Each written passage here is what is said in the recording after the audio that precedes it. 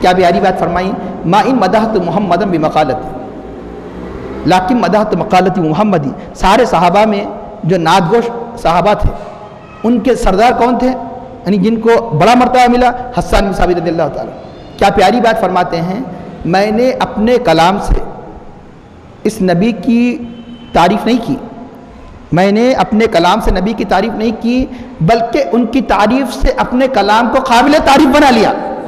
ارے میں کیا تعریف کر سکتا ہوں، جس کی اللہ تعریف کرے میں ان کی تعریف کیا کر سکتا ہوں، جن کے ذکر کو اللہ بلند کرے کہ، لیکن ہوتا یہ ہے کہ میں ان کی تعریف کر کے اپنے کلام کو قابل تعریف بناتا ہوں۔ لوگ واہ کہتے ہیں، تعریف کرتے ہیں، کس لیے؟ ان کی تعریف کی وجہ سے۔ اسی طرح نبی کے اوصاف بیان کر کے نبی کے اوصاف کو ہم بلند نہیں کر سکتے، بلکہ خود ہم اپنے قلم کی عظمت کو، خود اپنی ذات کی عظمت کو جو بلند کرتے ہیں، نبی کی عظمت کو ذکر کر کے آخر میں دعا کرتا ہے اللہ ہمیں زیادہ زیادہ قرآن کریم کے اوصاف عظمت اور نبی کے اوصاف کو بیان کرنے، نہ صرف بیان کرنے بلکہ اللہ ان کی سنتوں کی اتباع کرنے اور ان کی سچی محبت، ان کے کردار اور ان کے گفتار سے محبت کرنے کی توفیق عطا فرما، اور ہمیں اپنے عوامر کا پابند نواہی سے طرح کی توفیق عطا فرما، اور ہماری عبادت میں خشوع و خضوع اخلاص عطا فرما، اور ہمیں عقل حلال صدق مخال کی توفیق عطا فرما، اور ہمارا قاتمہ بالخیر فرما۔ صلی اللہ تعالی علی خیر خلق سیدنا مولانا محمد وعلی آلہ وصحبہ اجمعین برحمتک یا ارحم الراحمین والحمد للہ کل مکان و مکین، وافضل الصلاة واکمل السلام علی سید المرسلین وعلی آلہ الطیبین الطاہرین واصحابہ الاکرمین، اما بعد فاعوذ باللہ من الشیطان الرجیم، بسم اللہ الرحمن الرحیم۔ وَلَقَدْ جَعَلْنَا فِي السَّمَاءِ بُرُوجًا وَزَيَّنَّاهَا لِلنَّاظِرِينَ وَحَفِظْنَاهَا مِن كُلِّ شَيْطَانٍ رَجِيمٍ إِلَّا مَنِ اسْتَرَقَ السَّمْعَ فَأَتْبَعَهُ شِهَابٌ مُّبِينٌ وَالْأَرْضَ مَدَدْنَاهَا وَأَلْقَيْنَا فِيهَا رَوَاسِيَ وَأَنبَتْنَا فِيهَا مِن كُلِّ شَيْءٍ مَّوْزُونٍ وَجَعَلْنَا لَكُمْ فِيهَا مَعَائِشَ وَمَن لَّسْتُمْ لَهُ بِرَازِقِينَ وَإِن مِّن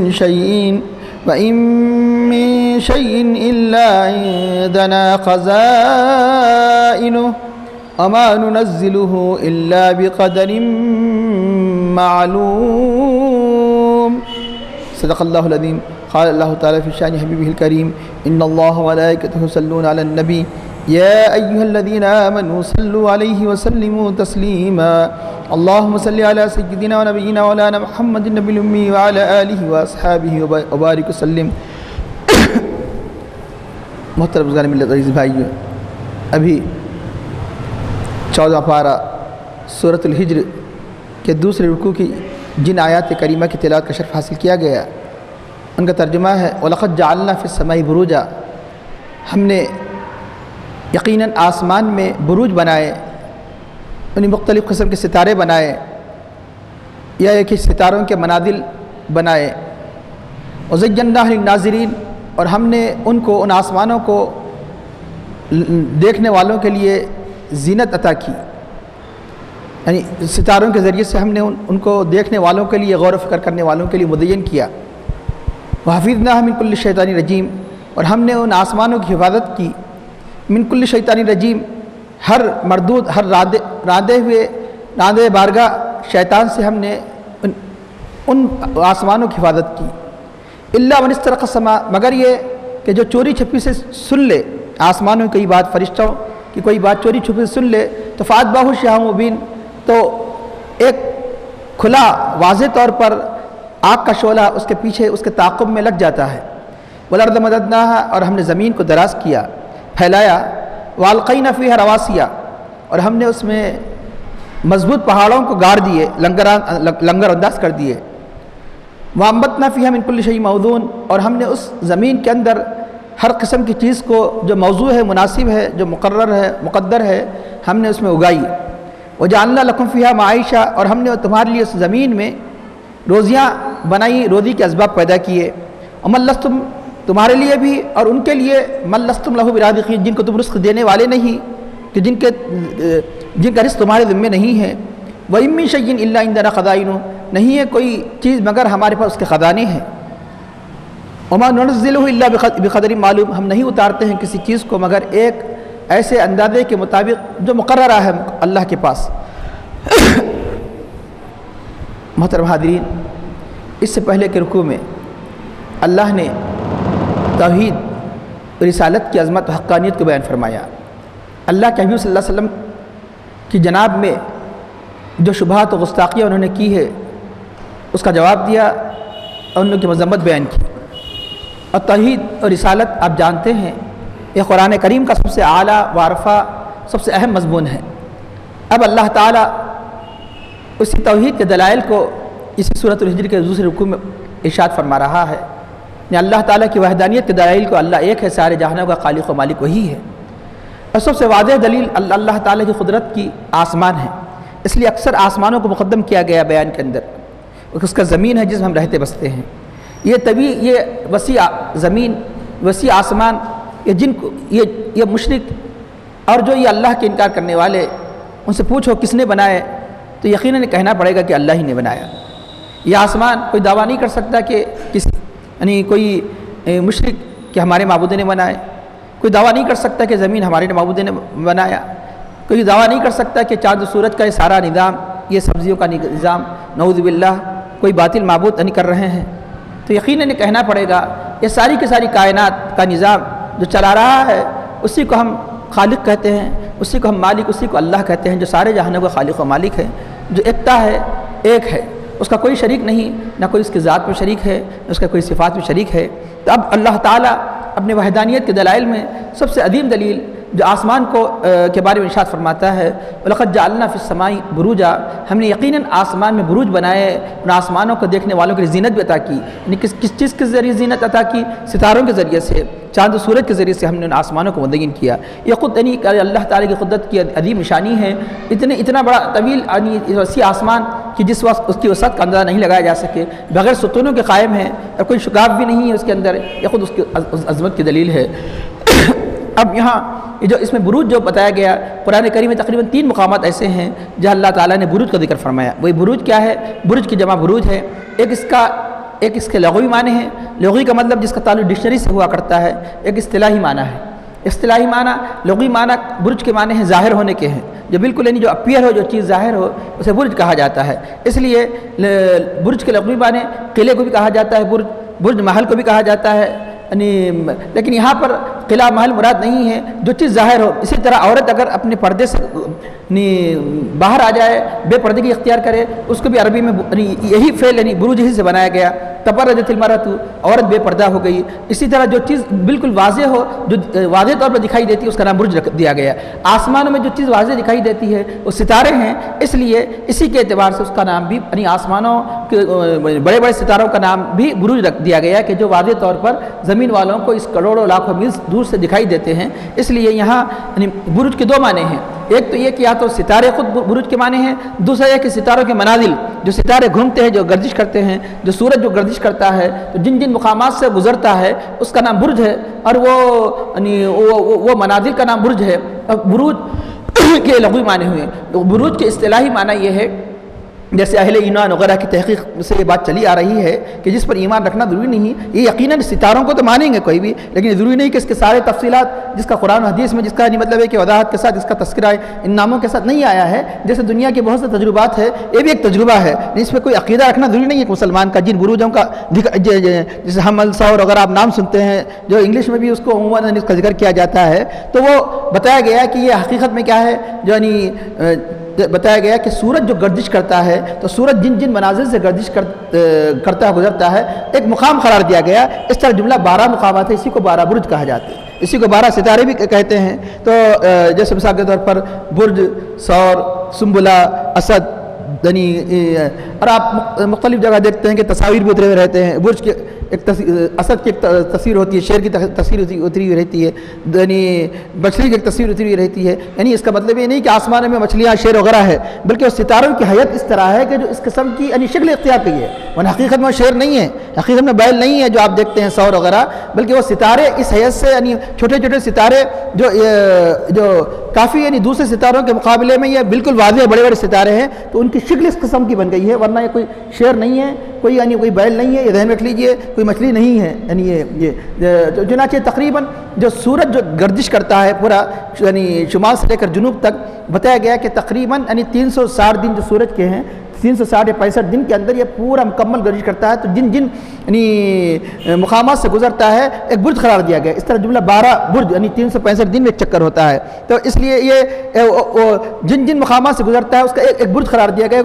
وہ ستارے یعنی جن جن مقامات پر ہوا کرتے ہیں۔ اب رہا یہ کہ چاند کی گردش اس سے زیادہ تیز ہے، چاند یہی گردش جو سورج یعنی تقریباً، کیونکہ سورج یعنی یہ تمام سیاروں سے سب سے بڑا سیارہ ہے، زمین سے بھی بڑا ہے، یعنی چاند سے بھی بڑا ہے، اس لیے سورج کی گردش بہت یعنی آہستہ ہوا کرتی ہے، چاند کیونکہ سب سے چھوٹا ہے، اس لیے موجود ہے کہ چھوٹا ہونے کے زمین سے بڑا ہے لیکن سورج سے چھوٹا ہے، اس کی گردش بہت تیز ہوا کرتی ہے، اس لیے یہی گردش جو سورج یعنی 365 دن میں پورا اس کی گردش کو ایک سال کہا جاتا ہے، جہاں سے شروع ہوا جہاں ختم ہوا وہ ایک سال قرار پایا، تو یہی وہ گردش یعنی چاند جس کو 28 دن میں پورا کرتا ہے، یہی وجہ ہے 30 کا چاند ہے تو 2 دن یعنی چاند دکھائی نہیں دیتا، اور اگر 29 کا چاند ہے تو 1 دن چاند دکھائی نہیں دیتا، اس کے بعد پھر اپنی وہ منزل سفر کو جاری رکھتا ہے، اس سفر کو تقریباً یعنی جو سورج 1 سال میں کرتا ہے وہی چاند، یہ یعنی علماء حیات وغیرہ یہ تحقیق ہے۔ اب رہا یہ اس کے متعلق جو عقیدے ہیں یہاں پر احتیاط کی ضرورت ہے، اگر آپ ستاروں کو مان لیں کوئی حرج نہیں ہے، کہ اللہ تعالیٰ نے خود فرما رہا ہے کہ ہم نے ستاروں کو زینت دی ہے،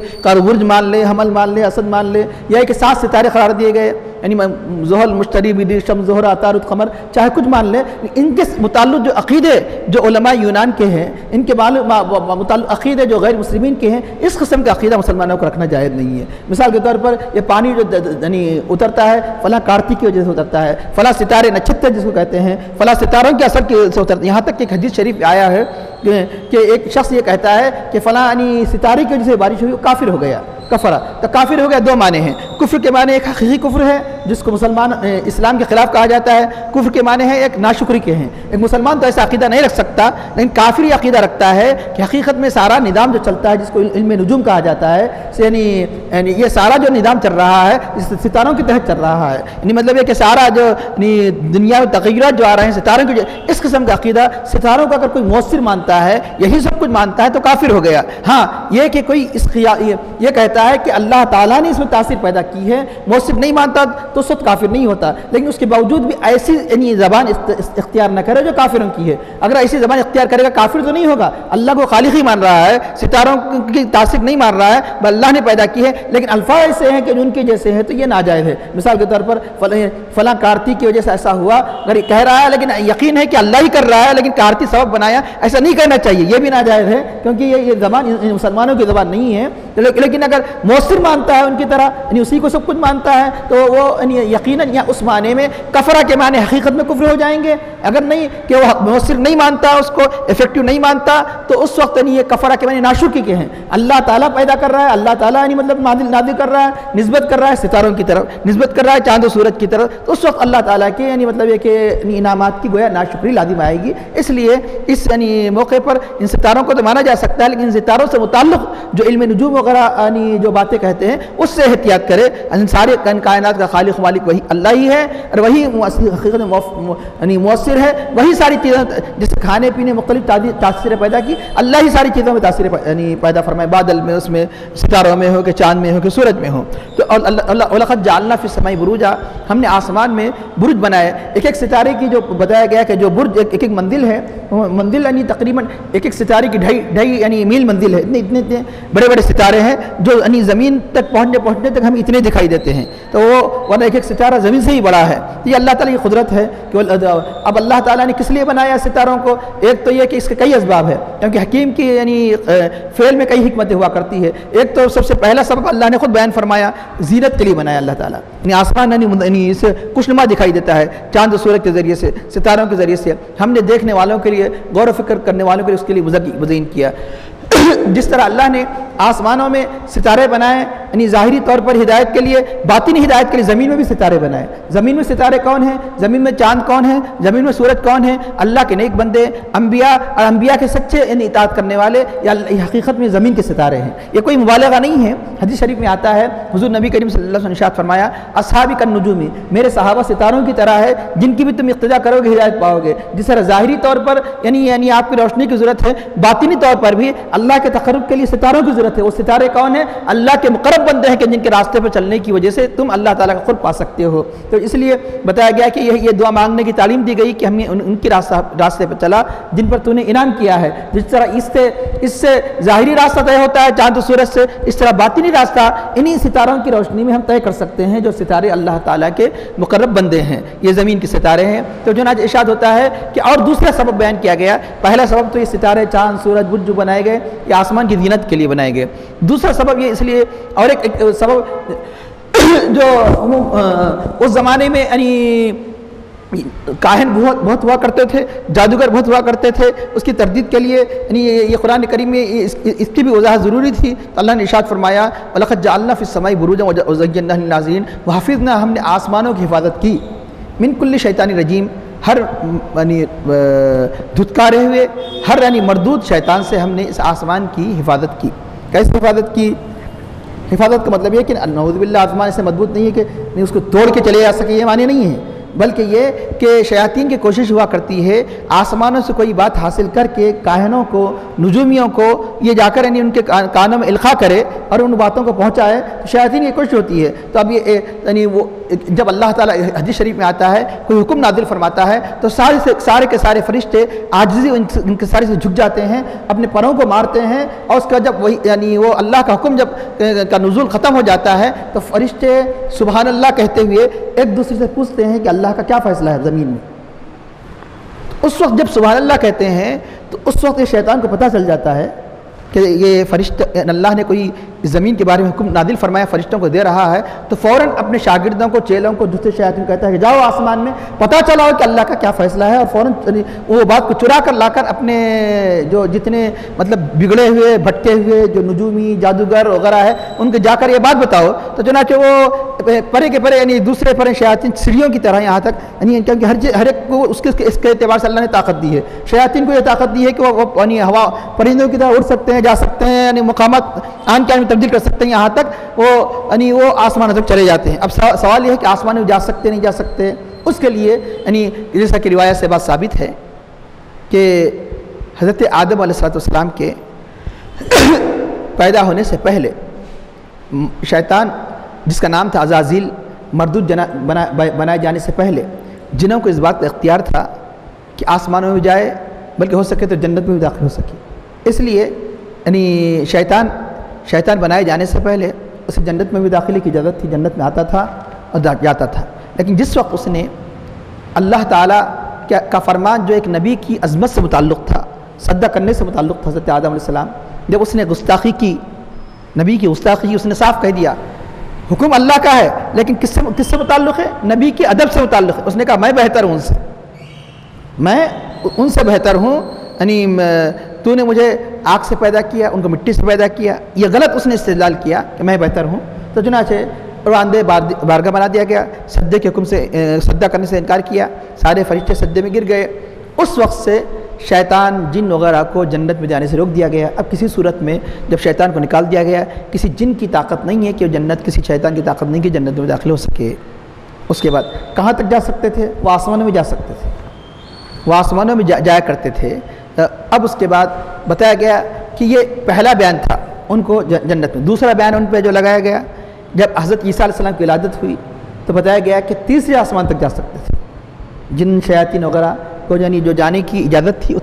چوتھے آسمان تک ان کی پرواز نہیں تھی، کہ یعنی گویا سرور کائنات صلی اللہ علیہ وسلم کی آمد سے پہلے ہی آہستہ اس کا انتظام کر دیا گیا کہ اب ایک ایسے نبی آنے والے ہیں جہاں یہ شیاطین کا راستہ آسمانوں سے بند کر دیا جا رہا ہے تیسرے آسمانوں تک۔ جب سرور کائنات صلی اللہ علیہ وسلم کی ولادت ہوئی تو اب جن و شیاطین وغیرہ یعنی سب کو آسمانوں میں جانے سے روک دیا گیا۔ حیران ہو گئے کیا ہو گیا، کیا واقعہ ہو گیا؟ یعنی قرآن کریم میں اس کی دلیل موجود ہے کہ سورہ جن پڑھی ہے، وَأَنَّا لَمَسْنَا السَّمَاءَ، ہم نے یعنی آسمان کو چھوا تو فَوَجَدْنَاهَا مُلِيَتْ حَرَسًا، تو ہم نے دیکھا کہ ہر طرف پہلے لگے ہوئے ہیں فرشتوں کے، شدیداً وشہبا اور شہاب ثاقب، یعنی جو ہی آسمان میں داخل ہونے کی کوشش کی جاتی تو ایک ستارہ ٹوٹتا اور آگ کے شعلے نکلتے اور وہیں سے اس کو تباہ کر دیا جاتا، یعنی اس شیطان کو جو چاہتا کہ آسمان میں داخل ہو۔ تو حیران ہو گیا آخر کیا بات ہے؟ تو جب پتہ چلا ہے شیطان تو پتہ چلا کہ نبی آخر زمان خاتم النبیین کی ولادت ہو چکی، اور مزید سخت پہرا لگا دیا گیا۔ ایک مرتبہ شیاطین حیران ہو گیا، شیطان آخری بات کیا ہے چلو تلاش کرو کیا ہوا، تو سرور کائنات صلی اللہ علیہ وسلم مقام نخلا ہے، وہاں پر قرآن کی تلاوت کر رہے تھے، تو پتہ چلا کہ یہ وہ نبی ہے جس نبی کی عظمت کی وجہ سے اللہ تعالیٰ نے آسمانوں میں داخل ہونے سے پہلے ہی، یعنی آسمان میں داخل ہونے سے روک دیا، گویا اللہ کے حبیب کو جو عرش میں بلایا جانا تھا ابھی سے انتظام کر دیا کہ تاکہ ان کے ناپاک قدموں سے وہ آسمان، یعنی مطلب ہے کہ ملوث نہ ہو، آسمانوں کو پہلے ہی اللہ نے پاک و صاف، مثال کے طور پر آپ دنیا میں دیکھا یہ حکمت بیان کی جا رہی، ورنہ قرآن میں تو بیان کیا گیا نکتہ ہے یہ، کہ مثال کے طور پر آپ یعنی مطلب ہے کہ جب کسی عظیم آدمی کو بلاتے ہیں تو فرش کرتے ہیں، پاک و صاف کرتے ہیں وغیرہ وغیرہ، کب کرتے ہیں؟ ہر ایک چھوٹی دعوت ہوتی ہے تو صبح سے انتظام ہوتا ہے، اور کوئی بڑی دعوت بہت نیشنل جلسہ کرتے ہیں تو اس کا اہتمام 8-10 دن، انٹرنیشنل جلسہ کرتے ہیں تو اس کا یعنی کئی مہینوں سے اہتمام ہوتا ہے، شادی ہوتی ہے تو عام مجلسوں کے ساتھ 2-3-4 مہینے سے اس کی صفائی ہے وہ کئی یعنی اس کے یعنی مطلب کہ انتظامات ہوتے ہیں، بلا تشبیہ بلا تمثیل، کہ معراج کا دلہا آنے والا ہے، کئی سال پہلے ہی اللہ نے ان کو پاک و صاف کر دیا شیاطین سے، یعنی مطلب یہ آ نہیں سکتے، تو اس کے قرآن کریم میں کئی یعنی مقامات پر یعنی بیان کر دیا گیا کہ ان کو آنے سے ہمیشہ ہمیشہ کے لیے رک دیں، لیکن یہ ہوتا کیا ہے بتایا گیا، آسمان کے کنارے تک جا سکتے ہیں، یعنی مطلب آسمان اول، آسمان کے اندر نہیں، باہر یعنی گیٹ کے باہر، تو جب یہ اللہ کا فرمان ہوتا ہے تو فرشتے جب آپس میں گفتگو کرتے ہیں تو کسی نہ کسی شیطان کے کانوں میں وہ لگ جاتی ہے، تو اب یہ رہا یہ کہ اس کے بعد جو ہی وہ سننے کی کوشش کرتے ہیں، سن بھی لیتے ہیں، بعض نہیں سن سکتے ہیں، تو وہ ایک یعنی مطلب ہے کہ شہاب کے معنی ہے شعلہ، یعنی اور قرآن کریم میں دوسری آیت میں ثاقب کے معنی سوراخ کر دینے والا، ایسا شعلہ کہ جو سوراخ کر دے، تباہ کر دے، تو اس کو کہتے ہیں شہاب ثاقب، لیکن اس آیت کریم مبین کہا گیا، مبین یعنی روشن، بالکل واضح شعلہ، روشن شعلہ، یہ کیا ہوا کرتا ہے؟ شہاب ثاقب کے بارے میں بہت بڑی بحثیں یعنی ہوئی ہیں، لیکن یہ اللہ کے اسرار اور راز کو یہ دنیا کے سائنٹسٹ اس کی حقیقت پر پورے مطلع ہونا مشکل ہے، لیکن کہ جیسا اللہ کا فرمان ہمیں ماننا ضروری ہے، تو بتایا گیا کہ اللہ نے ایسا انتظام کیا کہ اس آسمان میں سے جانے سے روکنے کے لیے ایک ستارہ ٹوٹ جاتا ہے جو اس پر آگ بن کر برس کر اسے تباہ کر دیتا ہے، یہ بعض تباہ ہو جاتے ہیں، بعض بچ جاتے ہیں، بعض زخمی ہو جاتے ہیں، بعض ان چیزوں کو حاصل کر لیتے ہیں، صرف آ جاتے ہیں، وہی باتیں آ کر کسی جادوگر کے کان میں ڈال دیتے ہیں، تو جادوگر اس ایک بات کے اندر اپنی عظمت کو بتانے کے لیے اور 5 جھوٹ باتیں ملاتا ہے، تو ایک آدھ بات جو صحیح لگ جاتی ہے تو اس کی دکان چمک جاتی ہے کہ میں نے صحیح بات کہہ دیا، یعنی اس کے ساتھ 4-5 باتیں جو لگائی جاتی ہے وہ سب جھوٹی ہوتی ہے، کیوں یہ سمجھتا ہے کہ مجھے بھی کچھ پاور آ گیا، اس کے بعد جھوٹی باتیں کہنے لگتا ہے، یہ حقیقت ہے یہ جادوگروں کی، اس لیے ان کی علم کا کوئی اعتبار نہیں ہے کوئی، تو یہ اب رہا یہ کہ شہاب ثاقب کیا ہے؟ شہاب کے بارے میں بتایا گیا ہے کہ واقعی کیا ستارے ٹوٹتے ہیں، روایت سے بات ثابت ہے کہ ستارے ٹوٹتے ہیں، تو آج سے کئی سال پہلے، برسوں پہلے، کئی صدیوں پہلے یہ شہاب ثاقب کے چند یعنی ٹکڑوں کو جمع کر کے بعض امریکہ وغیرہ مختلف یعنی لندن وغیرہ کے میوزیم میں بھی اس کے ٹکڑے ہیں، جو آخر میں بچے کو جیسے جہاز پاش ہو جاتا ہے ٹکڑے بچ جاتے ہیں، تو شہاب ثاقب کے نام سے ٹکڑے یہ جمع ہے بعض میوزیم میں ابھی بھی ہے، لیکن ہوا ہے کہ 1803 تک تقریباً آج سے 200 سال پہلے تک امریکن، لندن وغیرہ دنیا کے جو سائنٹسٹ شہاب ثاقب کی حقیقت کا انکار کیا کرتے تھے، یہ کہتے کہ فرسودہ خیالات ہے، شہاب ثاقب کچھ نہیں ہے، فرسودہ طور پر کوئی ستارہ ٹوٹتا اڑتا نہیں، اس لیے بنایا لیا ہے۔ 1800 تک یہ سائنٹسٹوں کا عقیدہ تھا کہ شہاب ثاقب کوئی چیز ہی نہیں ہے، جو قرآن کریم جس کی حقیقت کو بیان کیا، لیکن 1803 میں امریکہ کے کسی شہر میں شہاب ثاقب کی بارش ہوئی ہے، تو جب سے انہوں نے مان لیا کہ شہاب ثاقب بھی ایک چیز ہے۔ یہ دیکھ سکتے ہیں بریٹانیکا جو انگلش کی بہت مشہور ڈکشنری ہے، یعنی اس کے اندر یہ اس کی پوری تفصیل موجود ہے۔ 1803 سے پہلے تک شہاب ثاقب کا انکار کیا کرتے تھے، جب شہاب ثاقب کی ایک مقام پر بارش ہوئی، یعنی مطلب ستاروں کے کچھ شعلے گرنے لگے، تو جب انہوں نے یہ مانا کہ شہاب ثاقب بھی ایک چیز ہے، تو پتہ چلا کہ اسلام کے کسی مسئلے کی حقیقت سمجھ میں نہ آئے، تو مومن کا پہلا یعنی عقیدہ یہ ہے کہ الذین یؤمنون بالغیب، غیب پر ایمان رکھتے ہیں، سمجھ میں آئے یا نہ آئے، ہماری عقل اتنی نہیں ہے کہ سمجھ سکے، تو چنانچہ اس لیے اللہ نے ان کو سمجھا دیا کہ یہ بھی ایک چیز ہے۔ تو اب اب رہا یہ کہ اب یہ بتایا گیا کہ جب وہ شہاب ثاقب سے بعض بچ جاتے ہیں شیاطین، بعض یعنی قتل ہی ہو جاتے ہیں، بالکل مر جاتے ہیں، بعض شیاطین ایسے ہوتے ہیں کہ پاگل مجنون ہو جاتے ہیں، واللہ عالم، اللہ بہتر جانتا ہے، مطلب ایک بتایا گیا ایک تحقیق ہے، جو پاگل ہو جاتے ہیں تو جنگلوں میں اسی کو بھوت پریت کہتے ہیں، جو بھوت بن جاتے ہیں، شیاطین نہیں ہے وہ، اسی کو یعنی مطلب جو لوگوں کو ستاتے ہیں، کہ پاگل آدمی کیا کرتا ہے آپ دیکھتے نہیں، بلا کسی سبب کے آدمی سب کو ستاتا ہے، پاگل آدمی جیسے بلا کسی سبب آدمی کو ستاتا ہے، اسی طرح بھوت وغیرہ جو ستاتے ہیں کیونکہ ان کی عقل کا فطور ہے، عقل کے فطور کی وجہ سے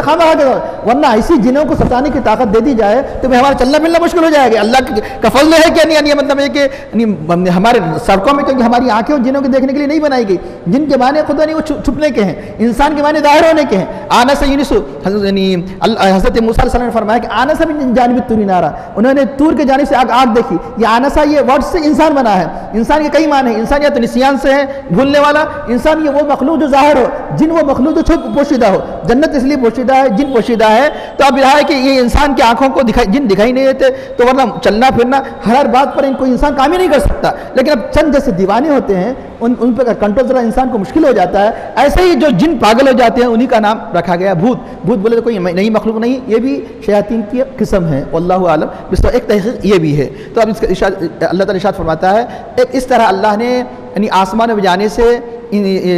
حفاظت کے لیے جیسے ستاروں کو اللہ نے زینت کا سبب بنایا، اسی طرح شیاطین کے لیے شعلہ بن کر انہیں روکنے کا سبب بنایا۔ تو اس طرح یعنی ستارے بھی ٹوٹ سکتے ہیں۔ کیول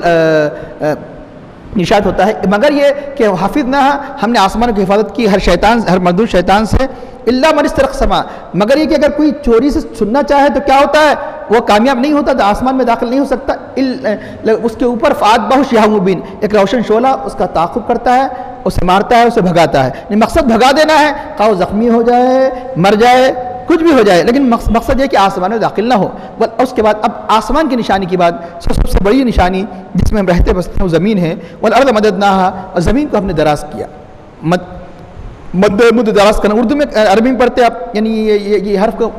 مد کیا جائے دراز کیا جائے۔ والارض مددناہا، ہم نے زمین کو دراز کیا۔ والقینا فیہا رواسیا، اور اس میں مضبوط یعنی پہاڑوں کو ڈال دیا۔ وانبتنا، پھر زمین کے اندر زمین سے ہم ہر قسم کی موضوع مناسب یعنی چیزوں کو اگایا۔ اور رہا ہے اس میں زمین کے ذکر کے ساتھ ساتھ زمین کے جو خصوصیات ہے اس متعلق چیزوں کو بھی اللہ نے ذکر فرمایا، زمین کو پھیلایا۔ یہاں بعض مفسرین نے یہ خیال کیا کہ قرآن کریم کی آیت سے بات ثابت ہے کہ زمین کو دراز کیا، زمین گول نہیں ہے، زمین ایسا مسطح ہے، یہ صحیح نہیں ہے۔ کیوں؟ یہ لفظ دھوکا انہوں نے کھایا۔ دراز کرنا، دراز سے مراد یعنی زمین ایک چھوٹی سی چیز کو بڑا کرنا، خواہ وہ گول صورت میں بڑا کر دیا جائے، خواہ مسطح چیز میں بڑا کر دیا جائے۔ جس کو دراز کیا جائے گا مطلب یہ نہیں کہ سیدھے مسطح ہو، گول بھی دراز کر دیا جائے، اتنی چیز اس کو دراز کر، اس کو بھی دراز کرنا کہتے ہیں، اس کو بھی دراز کرنا کہتے ہیں۔ یہ لفظ مت کی وجہ سے انہوں نے یہ سمجھا بعض لوگوں نے، یعنی بعض اہل تفسیر نے، کہ زمین گول نہیں ہے، لیکن بہت سے مفسرین کہتے ہیں کہ گول ہے، جس کو آج کی جدید تحقیق بھی ثابت کر چکی۔ تو مطلب کیا، جب بڑی چیز کو دراز کیا جاتا ہے گول ہونے کے باوجود مسطح دکھائی جاتی ہے، یہ قانون ہے۔ اگر جب زمین کیونکہ اتنی طویل وسیع ہے تو یہ بڑی ہونے کی وجہ سے ہم کو گول دکھائی نہیں دے رہی، ورنہ حقیقت میں یہ گول ہے، ایک کرہ ہے۔ اس لیے لفظ مددنا کی وجہ سے کوئی نہیں کہہ سکتا کہ گول نہیں ہے۔ تو عمل یہ تو صرف یہ سمجھانے کے لیے کہہ رہے ہیں، لیکن لفظ مت تو بتا رہا ہے، تو اس کی دلیل بھی ہونا چاہیے۔ دلیل اس کی یہ ہے کہ اگر زمین مسطح ہوتی تو ساری دنیا میں رات اور دن ایک ہی وقت ہوتے۔ کہیں رات کہیں دن کیوں ہے؟ جو چیز مسطح ہوتی تو ایک ہی وقت میں روشنی پوری پڑتی۔ اب مسطح چیز پہ اگر آپ ایسا ہو، یہاں روشنی پڑے گی، یہاں روشنی نہیں پڑے گی۔ جب کوئی چیز گول ہوگی، آپ لائٹ ڈالیں گے تو نیچے روشنی نہیں پڑے گی، اوپر روشنی پڑے گی۔ پھر آپ اس کے بعد پھر وہ آپ روشنی کو ادھر کریں گے تو ادھر پڑے گی، ادھر نہیں پڑے گی۔ یعنی مطلب اس طرح جب سورج گردش کرتا ہے، اس گردش کے اعتبار سے کہیں رات ہوتا ہے، کہیں دن ہوتا ہے، کہیں گھنٹوں کا فرق آتا ہے، کہیں پوری ایک رات کا فرق ہوتا ہے، کہیں دن کا فرق ہوتا ہے۔ یہ بھی دلیل ہے کہ جب یعنی اللہ تعالیٰ ہر جگہ ایک ہی وقت نہیں بنایا، یہ بھی دلیل ہے کہ زمین مسطح نہیں ہے۔ مسطح ہوتی تو سب جگہ رات ہوتی، سب جگہ دن ہوتا۔ تو یہ بھی ایک دلیل قرآن کریم سے اخذ کی گئی کہ زمین گول ہے، اس بات کی دلیل ہے۔ یہی وجہ ہے کہ ہر جگہ ایک وقت نہیں ہے، ہر جگہ کے اوقات الگ ہیں۔ یہاں ظہر پڑھی جا رہی ہے تو کہیں عشاء پڑھی جا رہی ہے، کہیں فجر پڑھی جا رہی ہے تو کہیں یعنی مغرب پڑھی جا رہی ہے، کہیں مغرب پڑھی جا رہی ہے تو کہیں عشاء پڑھی جا رہی ہے۔ تب اس کی ارشاد ہوتا ہے والارض مدد، تو بتانے کا مقصد قرآن میں ہر چیز کے اشارے موجود ہیں۔ قرآن مقصد ہدایت ہے، لیکن قرآن کا بطور معجزے کے نازل کیا گیا، بے شمار علوم کے اس کے اندر یعنی مطلب جڑیں بھی اس کے اندر یعنی اللہ نے رکھ دی ہے۔ کہ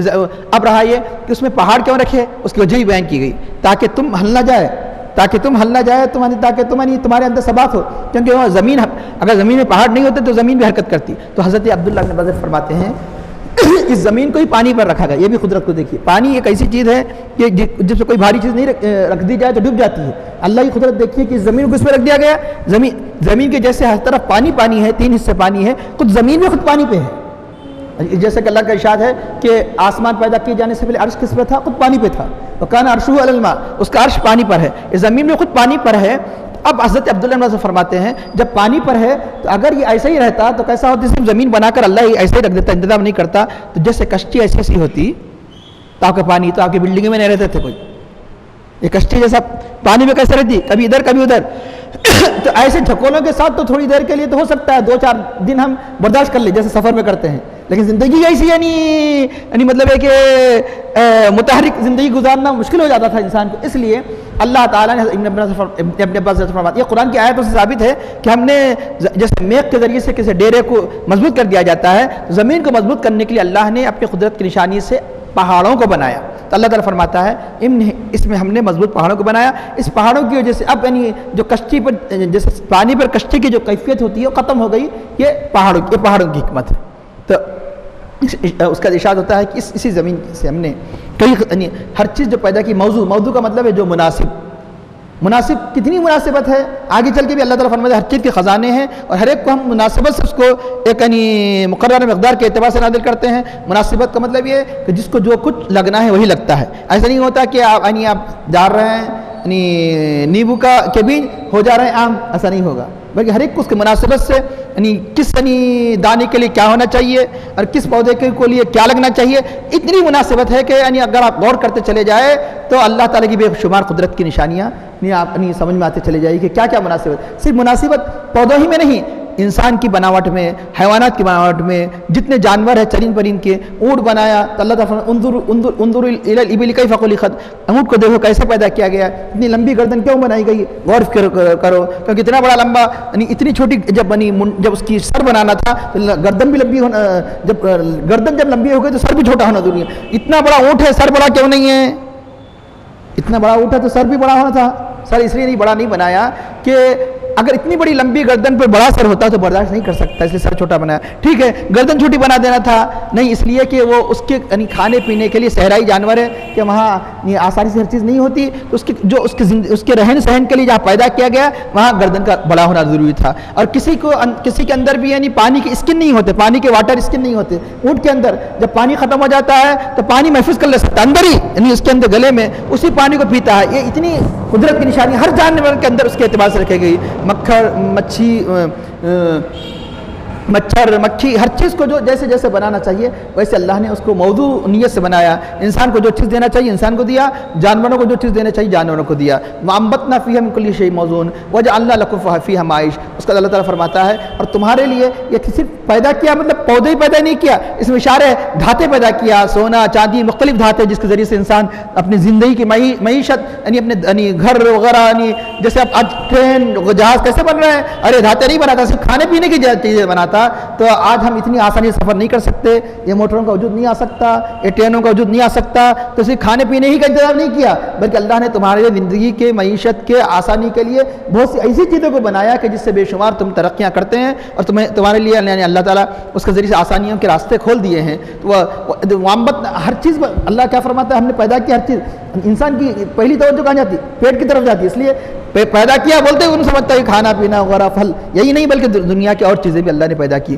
اور ارشاد ہوتا ہے وَجَعَلْنَا لَكُمْ فِيهَا مَعِيشَةً, اور تمہارے لیے اس میں ہم نے روزیاں پیدا کی, یعنی اسی زمین کے اندر اسی زمین سے کئی سبزیاں وغیرہ یہ سب روزی کے ذرائع ہیں. وَجَعَلْنَا, اور وہ روزیاں جو تمہارے لیے پیدا کی اور ان کی بھی روزیاں پیدا کی جن کو رزق دینے والے نہیں, کیڑے مکوڑے. کون دے رہا ہے رزق؟ پتھر کے اندر بھی یعنی اسے غذا مل رہی ہے, پتھر کے اندر بھی کہ اللہ کے ایک بندے حیران ہو گئے یہ پتھر یہ یعنی مطلب ہے کہ اللہ کا رزق یعنی کیسے ملتا ہے جانوروں کو. تو ٹھیک ہے یعنی اللہ تعالیٰ بلکہ ایک نبی کا واقعہ ہے کہ ہم تمہیں قدرت کی نشانی بتاتے ہیں. تو ایک پتھر پھٹ گیا تو کیا دیکھتے ہیں پتھر کے اندر کیڑا ہے, اور کیڑے کے لیے اللہ نے وہاں بھی ایک چھوٹا سا پودا ہے جو کھا رہا ہے وہ پتھر کے اندر وہاں بھی ہے. اس لیے ایک مشہور شاعر کا شعر ہے, صفی پتھر کو ملتی ہے غذا کہ صفیہ اورنگ کا مشہور ہے کہ یعنی پتھر کے کیڑے کو بھی اللہ تعالیٰ نے وہاں رزق کا روزی کا یعنی اسباب بنایا. کیڑے مکوڑے جانور ہر ایک کے لیے جس کو جو مناسب ہے, کسی کو گھاس دے دیا, کسی کو گوشت دے دیا, یعنی کسی کو کچھ دے دیا, ہر ایک اس کی اپنی طبیعت کے اعتبار سے اللہ نے وہ چیزیں فراہم کی کہ وجعلنا لکم فیہا معیشہ, اور ان کو بھی اللہ نے رزق فراہم کیا جن کو تم رزق دینے والے نہیں. وَإِن مِّن شَيْءٍ, کوئی شے ایسی نہیں ہے الا عندنا خزائن, مگر اس کے پاس خزانے ہیں. خزانے کے مطلب جہالت سے نہیں سمجھنا چاہیے بہت بڑا اسٹور اللہ تعالیٰ نعوذ باللہ کر کے رکھ کے اس میں سے تھوڑا تھوڑا نازل کرے, یہ معنی نہیں ہے. یعنی سورس پیدا کرنے والا وہی ہے, جو بھی مسلسل پیدا جو کوئی کرتا ہے. خزانے کا مطلب پورا اسٹور رکھ کے اس میں سے نازل کرتے جا رہے, یہ معنی نہیں ہے. وَإِن مِّن شَيْءٍ إِلَّا عِندَنَا خَزَائِنُهُ, نہیں ہے کوئی چیز مگر یہ کہ ہمارے پاس اس کے خزائن ہیں, اور ہم اس کو ایک ایسی مقدار پر اتارتے ہیں جو اللہ کے پاس مقرر ہے. یعنی جس کو جتنا پانی دینا ہے اتنا پانی دیتا ہے, جس کو کم دینا ہے کم دیتا ہے, جس کو زیادہ دینا ہے زیادہ دیتا ہے. اور بلکہ عبداللہ بن مسعود فرماتے ہیں کہ جب موزونیت ہے تو موزونیت سے پانی اتنا ہی نازل کیا جاتا ہے. مثال کے طور پر اتنے ٹن پانی ہی اس سال نازل ہوگا, تو ہر سال اتنا ہی ٹن نازل ہوتا. اب بولیں گے پھر پانی کم پڑتا نہ کبھی زیادہ ہوتا یہ ایک جگہ کم کر دیا جاتا, اللہ کو بتا کہ وہاں زیادہ کر دو. وہاں نافرمانیاں ہوتی ہے تو اللہ تعالیٰ فرماتے ہیں کہ دیکھو وہاں بہا دو ان کو, وہاں ان کو بہا دو پانی دے, کہیں کم کہیں زیادہ. لیکن سب ابن عباس فرماتے ہیں کہ سب کا پانی ایک ہی ہوتا ہے. یعنی مطلب ہے کہ جتنا پانی ہونا ہے ہر سال اتنا ہی پانی ہوتا ہے. اللہ کی قدرت سے کہیں کسی کو کم دے دیا جاتا ہے, کسی کو اوسط دے دیا جاتا ہے, کہیں کسی کو زیادہ دے دیا جاتا ہے پانی. اس کے اپنے یعنی وہ اپنے بہتر جانتا ہے کہ مصلحت کو کس کو کیا دیا جائے. تو ہم نہیں اتارتے ہیں مگر ہر چیز کو اس کے ایک اندازے کے معلوم اندازے کے مطابق. یہاں اوپر لفظ موزون آیا ہے, یہاں معلوم آیا ہے. یعنی ہر چیز کو جو پیدا کیا اس کے اندر اتنی حکمت ہے, کوئی یہ نہیں کہہ سکتا ایسا کیوں ایسا کیوں, کہنے کی گنجائش ہی نہیں ہے, کیونکہ آپ اس کی حکمت کو نہیں جانتے. ایک مثال عرض کر کے رخصت ہوتا ہوں. مثال کے طور پر اس سے پہلے بھی ایک مرتبہ عرض کیا تھا, کیونکہ بات پیدا کرنے, بات موزونیت کی آ گئی, بات مقررہ مقدار کی آ گئی. کیسے مقررہ مقدار اللہ کے پاس موجود ہے. ایک شخص ایک آم کے یعنی جھاڑ کے نیچے سویا ہوا تھا. اسی دیوار سے ایک بیل بھی تھی, کس کی, یعنی کدو کی بیل تھی. تو وہ سوچنے لگا اتنے بڑے آم کا جو درخت ہے, چھوٹے چھوٹے آم لگے ہوئے ہیں, یہ معمولی کمزور قسم کی جڑ کو اتنے بڑے بڑے کدو ہے, اس کو اتنے بڑے بڑے کدو ہے, یہ کدو یہاں لگنا تھا. یہ خیال کیا یہ کدو تو یہاں لگنا تھا, یہ آم یہاں لگنا تھا. ایسا خیال آیا, اس کا نیند لگ گئی. لیکن کیسے بیدار ہوا, اپنی خود سے نیند سے ایک آم اس کے سر پہ آ کے بڑا نیند ہوشیار ہو گئی. اے اللہ تیرا شکر ہے کہ اگر یہ کدو یہاں پیدا کر دیتا تو میرا کیا حال ہوتا. یہ تیری قدرت ہے کہ جو یعنی اس کو کدو پیدا کیا, اس کو آم پیدا کی. یہی کدو اگر یہاں ہوتا تو میرا حال کیا ہو جاتا. یہ واقعی ہے, یہ تیری قدرت کی نشانی ہے. اس میں سوچا بھی نہیں جا سکتا یہاں اس کو کیوں دیا, اس کو کیوں نہیں دیا. جس کو جو دیا وہ یعنی اللہ اس کے مناسب دیا. کہ بچے کو یعنی دانت نہیں دیا, ماں پر